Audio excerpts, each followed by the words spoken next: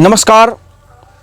आज हमारी मौजूदगी समस्तीपुर जिला के शिवाजी नगर प्रखंड के अंतर्गत रजौर रामभद्रपुर पंचायत में है, जहां पर बीते 16 अगस्त 2025 को एक किशोरी के साथ मन चले दरिंदगों ने उनके साथ सामूहिक गैंगरेप किए और अभी तक कहीं न कहीं प्रशासन के द्वारा जितनी सक्रियता निभानी चाहिए वो अभी कम है। इसी कड़ी में बहुजन समाज पार्टी के तरफ से प्रदेश के नेता और खास करके उत्तर प्रदेश से भी आए हुए हैं। जानकारी लेते हैं कि इस घटना पर आपने क्या जानकारी प्राप्त किया और बच्ची के साथ जो दुष्कर्म हुआ प्रशासन और शासन के द्वारा क्या कार्रवाई करने की कोशिश की जा रही है। अपना सर परिचय दिया जाए। सर उमाशंकर गौतम, केंद्रीय प्रभारी, बिहार प्रदेश, स्टेट बिहार। अभी जो सर जिनके यहाँ आप आए हैं, मनोज राम जी के यहाँ, जो आए दिन हमारे समाज में खास करके पूरे बिहार में दलित बेटियों के साथ अत्याचार चरम सीमा पर है, कहीं गैंगरेप है तो कहीं घर से उठा के लेके चला जाता है, ये तमाम घटनाएं हो रही हैं। इस घटना पर आपका क्या स्टेटमेंट है?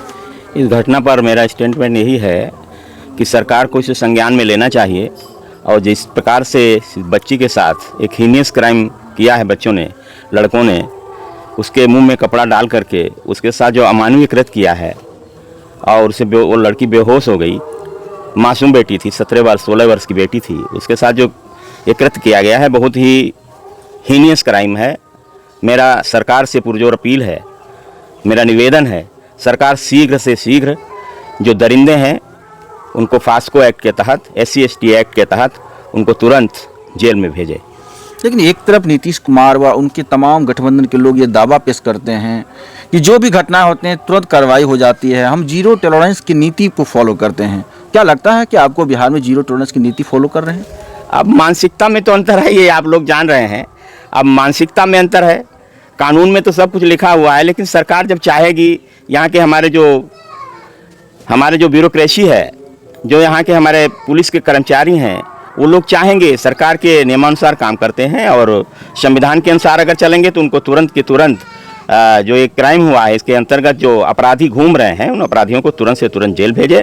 और जो हमारे मनोज राम जी हैं, दलित परिवार के कम लोग रह रहे हैं, इनके परिवार की मेरी सरकार से अपील है और इन अधिकारियों से भी मेरा अनुरोध है कि इनकी पूर्ण रूप से सुरक्षा दी जाए और पेट्रोलिंग इनकी बढ़ाई जाए और जो पुलिस के कर्मचारी हैं इनके घर पर जब तक वो दरिंदे बंद नहीं होते हैं तब तक इनके घर पर इनकी पूर्ण रूप से सुरक्षा दी जाए। क्या लग रहा है अभी कि 16 अगस्त की घटना हुआ, पुलिस अभी तक एक ही आरोपी को अरेस्ट कर पाए हैं, पुलिस की सक्रियता व निष्क्रियता पर क्या कहना चाहेंगे आप? पुलिस सक्रिय तो है, लेकिन पूर्ण रूप से जैसे सक्रिय होना चाहिए उस तरह से सक्रिय नहीं है। सक्रिय होकर के जैसा कि अभी बात हुई है, कह रहे हैं शीघ्र से शीघ्र मैं उनको अरेस्ट कर लूँगा, अभी अपराधी पहुँच से दूर हैं, जैसे उनके संज्ञान में आएगा पुलिस बंद करेगी।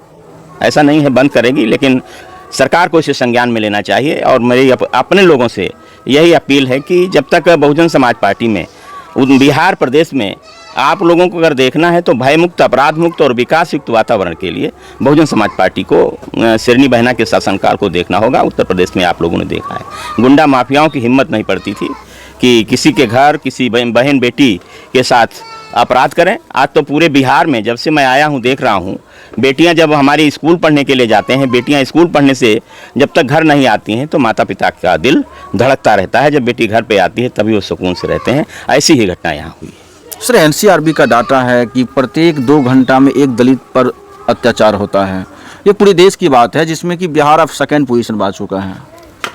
घटना डाटा तो है, लेकिन जब मैं बता रहा हूँ सरकार चाहे तो डाटा भी खत्म होगा, अपराध भी खत्म होगा, लेकिन उनकी नीयत और नीति साफ नहीं है।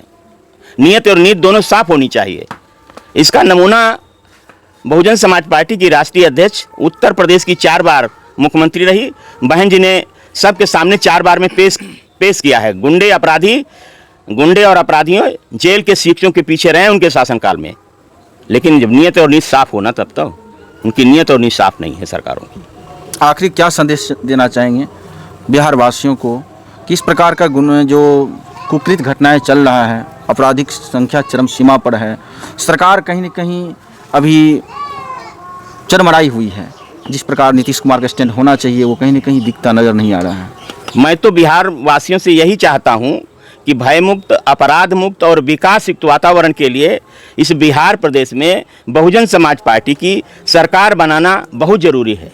अगर बहुजन समाज पार्टी की सरकार नहीं बनेगी तो गुंडा राज ऐसे कायम रहेगा। इस गुंडा राज का अगर कोई समापन कर सकता है, खात्मा कर सकता है, तो सिर्फ और सिर्फ इस देश में बहुजन समाज पार्टी, और कोई इसका खात्मा नहीं कर सकता है।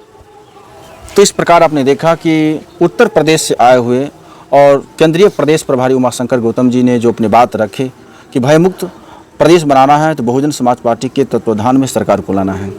आपका क्या कहना है? लाइक कमेंट शेयर कीजिए। धन्यवाद।